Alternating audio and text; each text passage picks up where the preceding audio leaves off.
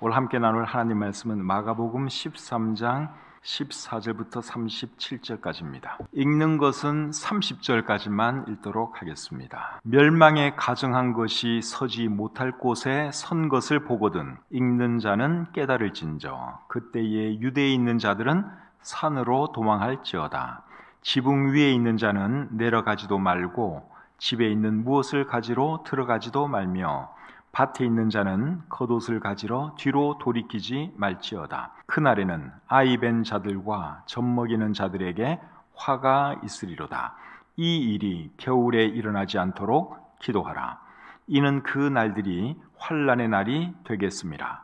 하나님께서 창조하신 시초부터 지금까지 이런 환난이 없었고 후에도 없으리라. 만일 주께서 그 날들을 감하지 아니하셨더라면 모든 육체가 구원을 얻지 못할 것이거늘 자기가 택하신 자들을 위하여 그 날들을 감하셨느니라. 그때에 어떤 사람이 너희에게 말하되 보라 그리스도가 여기 있다 보라 저기 있다 하여도 믿지 말라. 거짓 그리스도들과 거짓 선지자들이 일어나서 이적과 기사를 행하여 할 수만 있으면 택하신 자들을 미혹하려 하리라. 너희는 삼가라. 내가 모든 일을 너희에게 미리 말하였노라. 그때에 그 환난 후 해가 어두워지며 달이 빛을 내지 아니하며 별들이 하늘에서 떨어지며 하늘에 있는 권능들이 흔들리리라. 그때에 인자가 구름을 타고 큰 권능과 영광으로 오는 것을 사람들이 보리라. 또 그때에 그가 천사들을 보내어 자기가 택하신 자들을 땅 끝으로부터 하늘 끝까지 사방에서 모으리라. 무화과 나무의 비유를 배우라. 그 가지가 연하여지고 잎사귀를 내면 여름이 가까운 줄 아나니 이와 같이 너희가 이런 일이 일어나는 것을 보거든 인자가 가까이 곧 문 앞에 이른 줄 알라. 내가 진실로 너희에게 말하노니 이 세대가 지나가기 전에 이 일이 다 일어나리라. 아멘. 오늘은 마가복음 13장 14절부터 37절까지의 말씀을 본문으로 해서 이런 환난이 없었고 후에도 없으리라, 이런 제목으로 하나님의 말씀 전하기 원합니다. 오늘 읽은 이 본문은 7년 대환난과 예수님의 지상 재림에 대한 말씀이죠. 예수님께서 재림하실 때는 먼저 공중으로 재림하시고 7년 뒤에 지상으로 재림하십니다. 예수님께서 공중으로 재림하실 때 어떤 일이 일어나죠? 구원받은 성도들이 공중으로 들림받는 휴거가 일어나죠. 예수님의 공중 재림과 휴거에 대해서는 데살로니가전서 4장 16절과 17절에 기록이 되어 있습니다. 그 일이 있고 난 뒤에 이 땅에서는 이제 7년 대환난이 일어나죠. 오늘 본문 19절에 보시면 7년 대환난에 대해서 예수님이 이렇게 말씀을 하십니다. 이는 그 날들이 환난의 날이 되겠습니다. 하나님께서 창조하신 시초부터 지금까지 이런 환난이 없었고 후에도 없으리라. 이 천지가 창조된 이래로 그 전에도 없었고 앞으로도 영원히 없을 대환난이 있을 것이다. 예수님이 그렇게 말씀을 하셨습니다. 이 환난이 7년 대환난입니다. 구원받은 성도들은 이 7년 대환난에 들어갈까요? 안 들어갈까요? 안 들어가죠. 구원받은 사람들은 이미 공중으로 들림 받았습니다. 예수님께서 공중으로 재림하실 때 구원받은 사람들은 이미 들림 받았고, 들림 받지 못한 사람들이 이제 이 땅에 남아서 7년 대환난에 들어가게 되죠.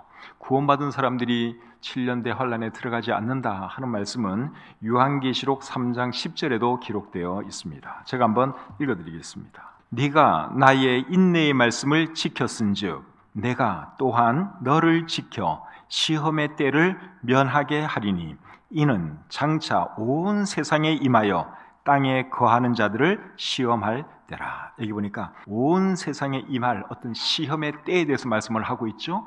이때가 7년 대환난의 때입니다.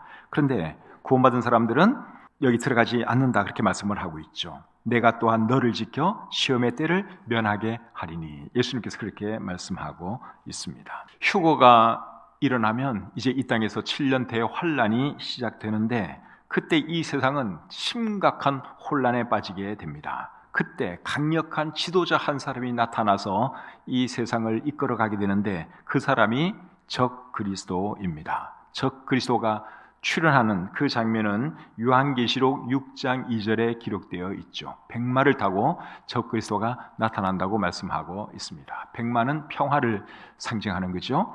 혼란한 세상 가운데서 나를 믿고 나를 따르면 평화로울 것이다. 아무 문제 없을 것이다. 그렇게 말을 하면서 사람들을 미혹하는 것이죠. 그런데 이 적 그리스도는 7년 대환란이 시작할 때 바로 그때 등장하게 됩니다. 이 사람이 처음에는 이스라엘에게 대단히 호의적으로 대해줍니다. 그러다가 3년 반 뒤에 어떻게 하는가 하면 자기가 하나님이라고 하면서 사람들로 하여금 자기를 숭배하게 만듭니다. 데살로니가 후서 2장 4절을 보시면 적 그리스도에 대해서 이렇게 말씀하고 있습니다.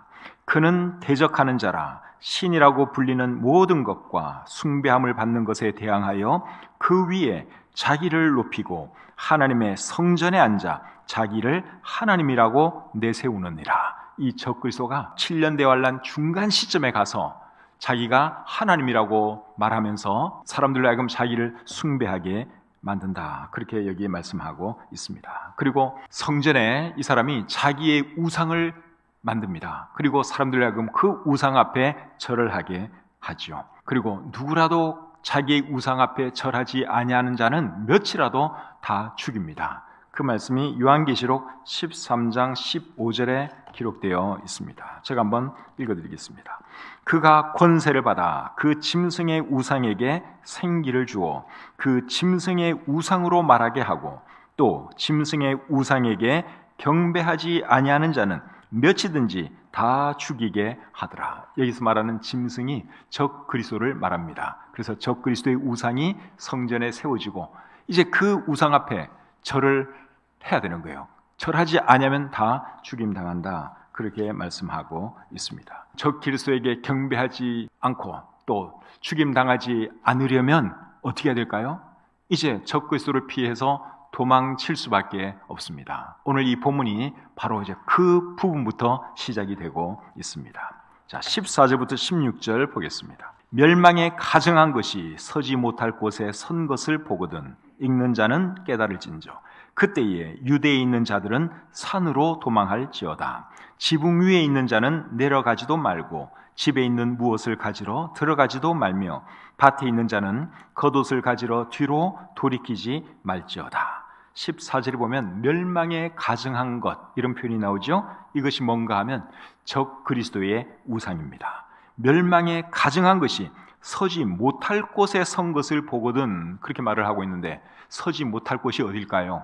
성전을 말하는 거예요. 그래서 성전에 적 그리스도의 우상이 세워지면 안 되잖아요. 그런데 그런 일이 일어납니다. 그때는 이제 도망쳐야 한다. 예수님이 그렇게 말씀을 하고 있죠. 이 일은 7년 대환란의 중간 시점에 일어납니다. 그것은 다니엘서 9장 27절을 보시면 알 수 있습니다. 처음에는 굉장히 이스라엘 사람들에게 호의적으로 대해주고 성전에서 제사도 드리게 해주다가 7년 대환란 중간 시점에 이 사람이 이제 돌변해서 성전에 자기의 우상을 세우고 사람들로 하여금 자기를 숭배하게 만들어요. 그리고 그 말 듣지 않으면 이제 가차없이 사람들을 다 죽이는 것이죠. 그래서 이제 살아남기 위해서는 도망갈 수밖에 없습니다. 적 그리스도의 우상 앞에 절하지 않을 사람들, 그리고 주로 도망갈 사람들이 누구겠습니까? 7년 대환란 기간 중에 예수님 믿고 구원받은 사람들이죠. 주로 이스라엘 사람들이 예수님을 믿게 됩니다. 지금은 이스라엘 사람들이 예수님을 잘 안 믿죠. 그런데 이제 7년 대환란 때가 되면 이스라엘 사람들 눈이 뜨이면서 예수님을 메시아로 보게 되고 믿게 되죠. 이스라엘 사람들의 구원에 대해서는 로마서 11장 25절 26절에 기록이 되어 있는데 제가 한번 읽어드리겠습니다. 로마서 11장 25절 하반절입니다. 이방인의 충만한 수가 들어오기까지 이스라엘의 덜어는 우둔하게 된 것이라. 그리하여 온 이스라엘이 구원을 받으리라. 지금은 이스라엘 사람들이 우둔하게 되었어요. 그러다가 나중에 눈이 뜨이면서 이 사람들이 예수님을 믿게 되는 것이죠. 그래서 지금은 이방 사람들이 구원받는 시대예요. 그래서 어느 정도 충만한 수가 들어오면 그때는 이제 하나님께서 이방인들의 구원을 위한 시간은 이제 마감하고 그 기회를 이스라엘 사람들에게 주는 것이죠.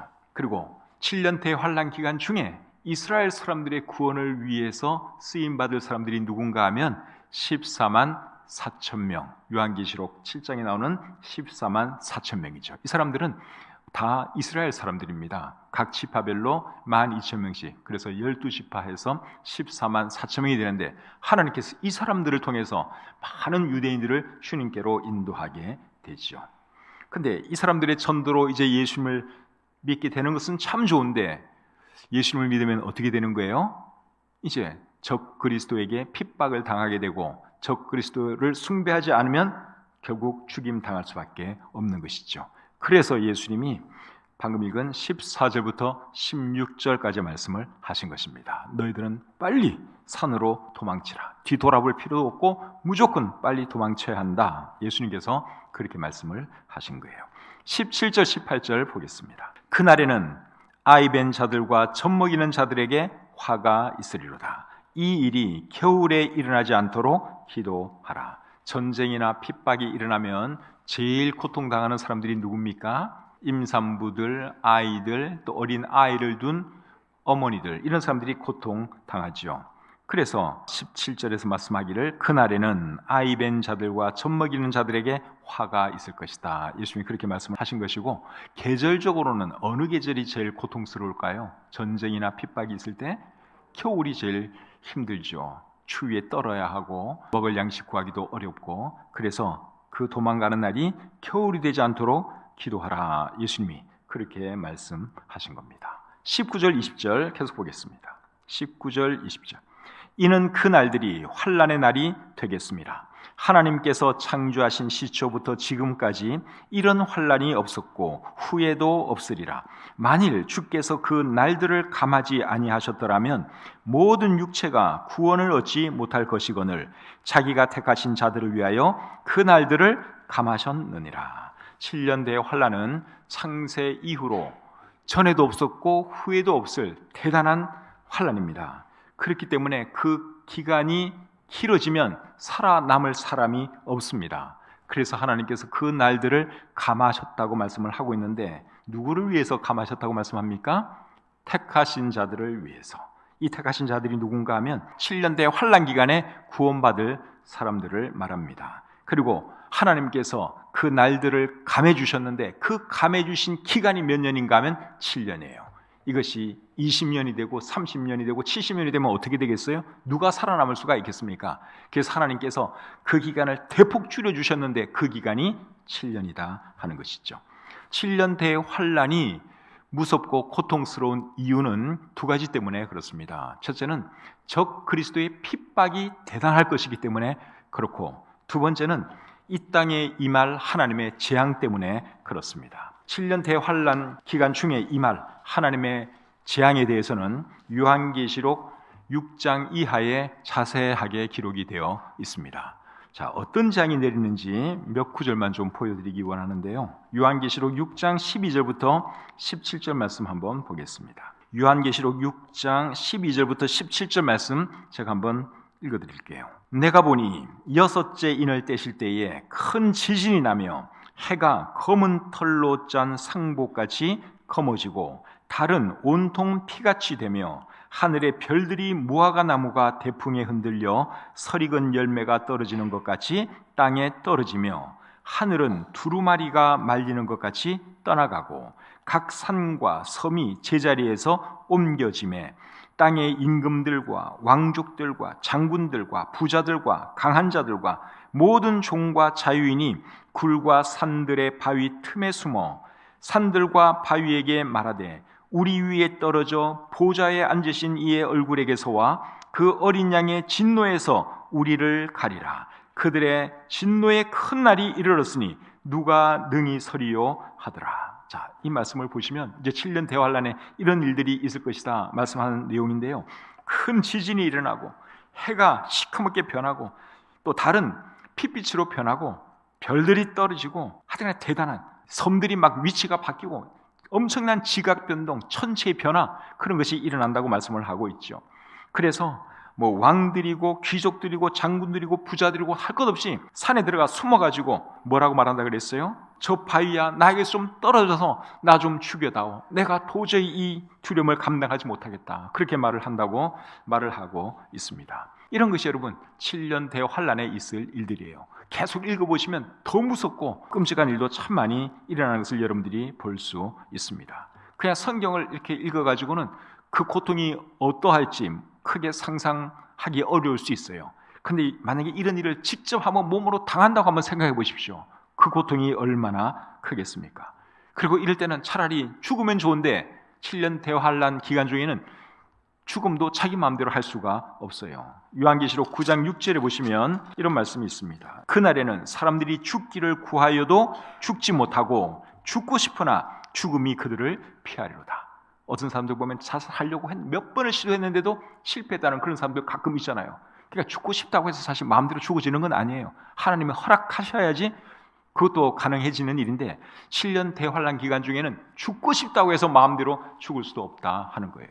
그러니까 그 고통을 이제 고스란히 온몸으로 느껴야 하는 것이죠. 이런 것이 7년 대환란입니다. 21절부터 23절 계속 보겠습니다. 21절부터 23절. 그때에 어떤 사람이 너희에게 말하되 보라 그리스도가 여기 있다, 보라 저기 있다 하여도 믿지 말라. 거짓 그리스도들과 거짓 선지자들이 일어나서 이적과 기사를 행하여 할 수만 있으면 택하신 자들을 미혹하려 하리라. 너희는 삼가라. 내가 모든 일을 너희에게 미리 말하였노라. 고통이 커지면 사람들은 누구를 찾게 됩니까? 자기를 구해줄 누군가를 찾게 되죠. 그래서 7년 대환란 기간 중에는 가짜 그리스도, 가짜 선지자들이 많이 일어난다고 말씀하고 있습니다. 그래서 이 사람들이 사람들을 미혹하기 위해서 뭘 하는가 하면 이적과 기사를 행하지요. 요한계시록 13장 15절 아까 읽은 말씀인데 그 말씀 보면 적 그리스도의 우상도 말을 한다고 말을 하고 있죠. 우상은 여러분 말 못해요, 여러분. 근데 7년 대환란에 성전에 세워질 적 그리스도의 우상은 말도 합니다.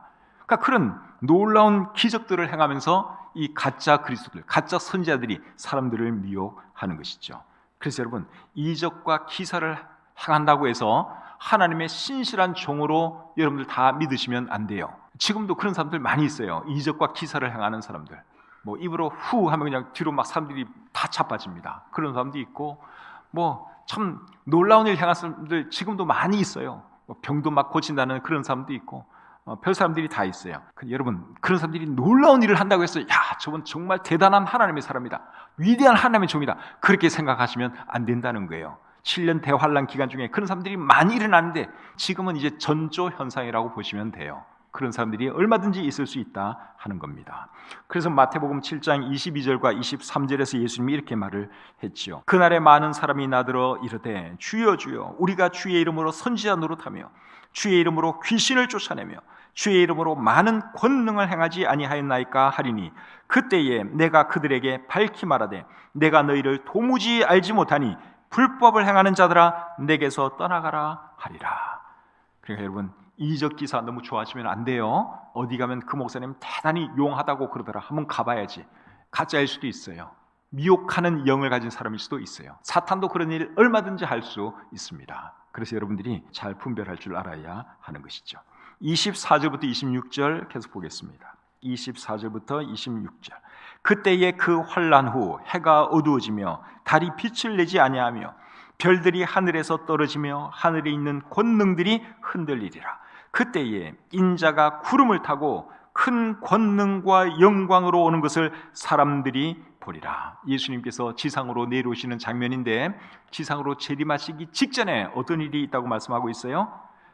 해가 어두워지며 달이 빛을 내지 아니하며 별들이 하늘에서 떨어지며 하늘에 있는 권능들이 흔들릴 것이다. 그렇게 말씀을 하고 있습니다. 그러니까 7년 대환란 마지막 부분에 이제 이런 일이 일어나는 것이죠. 하늘에 있는 권능들이 흔들린다 그랬는데 하늘에 있는 권능들이 뭘까요? 이것은 천체를 붙들고 있는 에너지 아니면 천체 자체라고 생각이 됩니다. 하여간에 이 하늘에 놀라운 일들이 일어난다는 것이죠. 그리고 그때 이제 예수님께서 구름을 타고 이 땅으로 내려오시는데 예수님께서 구름 타고 오시는 모습을 모든 사람들이 보게 될 것이다. 그렇게 말씀을 하고 있죠.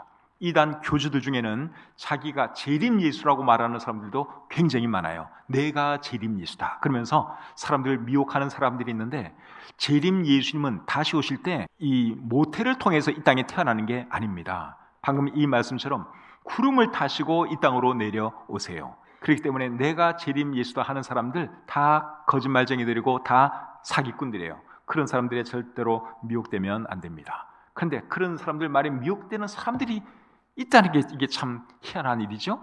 사탄이 그렇게 만드는 것 같아요. 근데 여러분, 예수님은 절대로 그런 식으로 오시지 않습니다. 다시 오실 때는 구름을 타고 사람들이 보는 가운데 오실 것이다, 그렇게 말씀을 하고 있죠. 예수님이 다시 오시는 모습에 대해서는 성경 어디에 나옵니까? 요한계시록 19장 11절부터 16절에 자세하게 기록이 되어 있죠. 어제 성경 통독 본문이 아마 그 말씀이었을 거예요. 19장, 20장, 그리고 오늘이 21장, 22장 이렇게 되죠. 그러니까 여러분들 어저께 통독 제대로 하신 분들은 예수님께서 지상 재림하는 그 말씀을 아마 읽으셨으리라고 생각이 됩니다. 아직 안 읽은 분들은 집에 가셔서 이제 오늘까지 요한계시록 다 끝내서 성경 통독 마감하셨으면 좋겠습니다. 자, 27절 말씀 보겠습니다. 또 그때에 그가 천사들을 보내어 자기가 택하신 자들을 땅 끝으로부터 하늘 끝까지 사방에서 모으리라. 예수님께서 지상으로 내려오시면 뭘 하시느냐? 사방에서 자기의 택한 자들을 모으신다, 그렇게 말씀하고 있죠. 여기서 말하는 택하신 자들은 누굴까요? 7년 대환란 기간 중에 구원받고 죽지 않고 살아남은 성도를 말하는 것입니다. 이제 그 사람들을 예수님께서 다 불러 모으신다, 그렇게 말씀을 하고 있죠. 그런데 7년 대환란 기간 중에 구원받고 죽임당한 사람들은 어떻게 돼요? 그 사람들은 어떻게 되느냐? 예수님께서 지상으로 내려오실 때 그때 부활하게 됩니다. 그 말씀은 요한계시록 20장 4절을 보시면 알 수 있습니다. 집에 가서 한번 읽어보시기를 바랍니다. 그리고 그때 구약시대 성도들도 부활하게 되죠. 구약시대 성도들이 부활하는 것은 다니엘서 12장 11절부터 13절에 기록되어 있습니다. 그리고 신약시대 성도들은 언제 부활하죠? 신약시대 성도들은 예수님께서 공중으로 재림하실 때 부활하게 되고 7년 뒤에 예수님과 함께 이 땅으로 내려오게 되죠. 그래서 예수님께서 지상으로 내려오시면 다 불러 모으신다고 말을 했는데, 그때 불러 모아지는 그 사람들이 누군가 하면 결국은 인류 역사를 통해서 구원받은 모든 사람들이에요.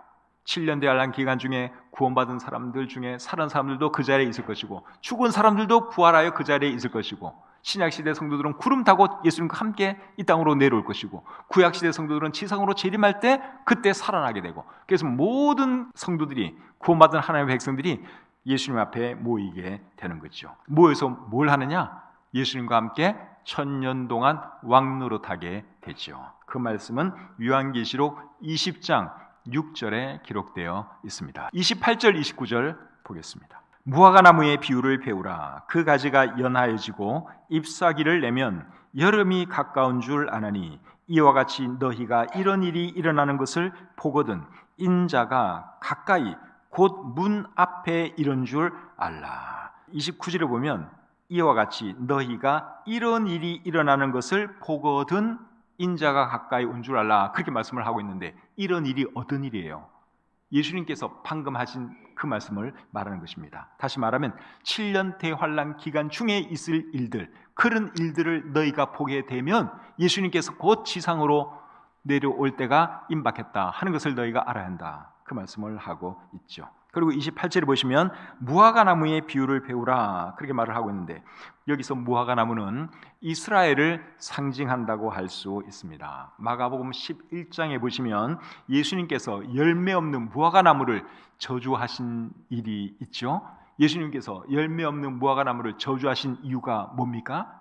배가 고파서 열받아서 그렇게 한 걸까요? 그게 아니라 열매 없는 이스라엘이 이 무화과나무처럼 결국은 멸망하게 될 것이다, 그걸 보여주시려고 예수님이 그런 행동을 하신 겁니다. 그래서 결국 이스라엘이 예수님의 예언처럼 서기 70년에 로마 제국에 의해서 멸망하고 말았습니다. 그러다가 1948년도에 이스라엘이 다시 회복되고 주권 국가가 되었죠. 세상에 여러분, 그런 일은 여간에서 일어나지 않는 일이에요. AD 70년에 멸망한 나라가 어떻게 여러분 2000년 지난 뒤에 다시 살아날 수가 있겠습니까? 근데 이스라엘은 다시 살아났어요. 그런 것만 보아도 우리 성경이 진리의 책이다 하는 것을 우리가 알 수 있죠. 그래서 무화과 나무의 비유를 배우라 하는 이 말은 이스라엘을 잘 관찰하면 너희가 세상이 어떻게 흘러가는지 알게 될 것이다 그 말이에요. 자, 이제 보세요. 이스라엘은 멸망했다가 다시 회복되었죠. 지금 이 땅에 있죠. 그 다음에 이제 이스라엘에서 일어나는 일은 뭐가 될까요? 뭐가 될 것 같은가 하면 성전 건축하는 거예요. 왜냐하면 7년 대환란 기간 중에 예루살렘에 성전이 있습니까? 없습니까? 성전이 있잖아요. 적 그리스도가 성전에 자기의 우상을 세운다 그랬으니까 7년 대환란 기간 중에는 반드시 성전이 있어야 돼요. 그러니까 이제 이스라엘 사람들이 할 일은 뭐냐? 성전 짓는 거예요. 왜 이스라엘 사람들하고 아랍 사람들하고 늘 예루살렘을 중심으로 그렇게 다툼이 일어나느냐? 그 예루살렘을 서로 차지하려고 그러는 거예요. 근데 이스라엘 사람들이 예루살렘을 차지하려고 하는 이유가 뭔 줄 아십니까? 거기에 성전 지으려고 그러는 거예요. 성전 지을 준비는 이미 완료되었어요. 그 땅만 차지하면 이제 언제라도 그곳에 성전이 들어설 것입니다. 근데 성전 짓는 일이 먼저 일어날지 예수님께서 공중으로 재림하는 것이 먼저 일어날지 그거는 저도 모르겠어요. 예수님께서 공중으로 재림하신 뒤에 그 다음에 이제 7년 대란 기간 중에 마음만 먹으면 성전 요새는 기술이 좋아서 금방 짓지 않겠습니까? 그러다가 이제 거기서 7년 대환란 기간 중간에 그 성전에 뭐가 들어서는 거예요? 적 그리스도의 우상이 들어서게 되는 것이죠. 그래서 성전이 먼저 지어지고 나서 예수님께서 공중으로 재림하실지 아니면 공중으로 예수님께서 재림하신 뒤에 성전이 지어질지 그거는 저도 잘 모르겠는데 하여간에 세상 되어가는 것을 볼 때 예수님께서 공중으로 재림하실 날은 멀지 않았다 하는 것은 제가 말씀드릴 수 있습니다. 자, 그 다음에 이제 30절 보겠습니다. 내가 진실로 너에게 말하노니 이 세대가 지나가기 전에 이 일이 다 일어나리라. 예수님께서 말씀하신 이 모든 것들이 이 세대가 지나가기 전에 일어날 것이다. 예수님이 그렇게 말씀을 하셨습니다. 여기서 말하는 이 세대는 어떤 세대를 말하는 걸까요? 예수님이 사셨던 그 세대 아닌 것은 확실합니다. 이 세대는 이 땅에 남아서 7년 대환란을 경험하게 될 그 세대를 말하는 겁니다. 그 세대가 이 세상의 마지막 세대죠. 예수님의 공중재림을 경험하게 될 세대. 구원받은 사람은 들림받을 것이고 구원받지 못한 사람은 남아서 이제 7년 대환란을 통과하게 되는데 그 세대가 여기서 말하는 이 세대예요. 그리고 이 세대가 지나가기 전에 이 일이 다 일어날 것이다 하는 말의 의미는 7년 대환란이 시작되면 모든 일이 빠르게 진행될 것이다 그 말이에요. 여러분 7년 동안에 이제 7년 대환란이 쫙 전개가 되는데 그 일이 여러분 얼마나 빨리 진행되겠습니까? 그러니까 예수님이 공중으로 재림하시면 바로 휴거가 일어나고 바로 이 땅에서 7년 대환란이 일어나는데 모든 일이 순식간에 일어나게 될 것이다. 그 말이 이 세대가 지나가기 전에 이 일이 다 이루어질 것이다 하는 말의 의미입니다. 그 다음에 이제 우리 32절로 가겠습니다. 32절. 그러나 그날과 그때는 아무도 모르나니 하늘에 있는 천사들도 아들도 모르고 아버지만 아시느니라. 예수님께서 그러면 언제 오실까? 여러분 굉장히 궁금해지시죠? 저도 굉장히 궁금은 해요. 그런데 그 날은 아무도 모른다고 말씀하셨습니다. 오직 누구만 아신다고요? 하나님 아버지만 아시죠. 그런데 예수님이 모르는 것이 제가 조금 이해가 안 되잖아요. 예수님은 하나님이신데 어떻게 예수님이 아들도 여기 모른다고 말씀을 하고 있거든요.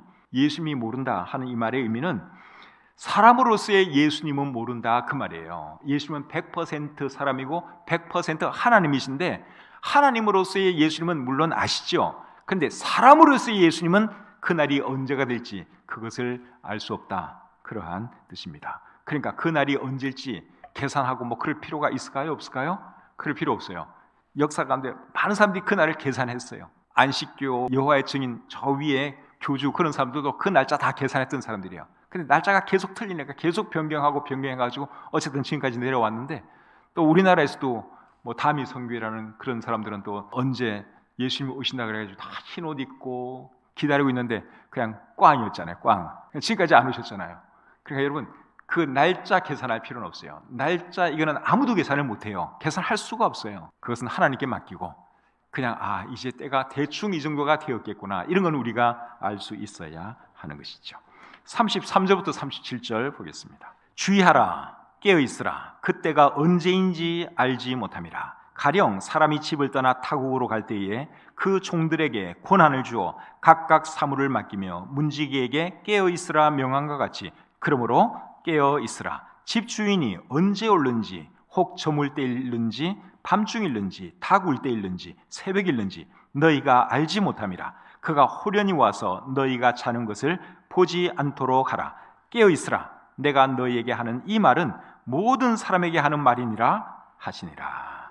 자, 예수님께서 종말과 관련해서 그리고 예수님의 진림과 관련해서 결론적으로 하시는 말씀이 뭔가 하면 예수님께서 언제 올지 모르니 깨어있으라. 이것이 예수님께서 결론적으로 하시는 말씀입니다. 깨어있으라 하는 말을 예수님이 몇 번 하셨어요? 4번 하셨어요. 깨어있으라는 말이 방금 읽은 이 말에 4번이나 나옵니다. 그런데 이 말씀 중에서 37절이 굉장히 중요한 말이에요. 37절 깨어있으라. 내가 너희에게 하는 이 말은 모든 사람에게 하는 말이니라 하시니라. 예수님께서 이 감람산 강화를 말씀하셨을 때 제자들만 들었어요. 이게 제자들만 이 말을 들었는데, 근데 예수님은 이 말씀을 누구에게 하셨다고 말씀하고 있어요? 모든 사람에게 하는 말이라고 말씀을 하고 있습니다. 여기서 말하는 모든 사람은 모든 세대의 사람을 말하는 거예요.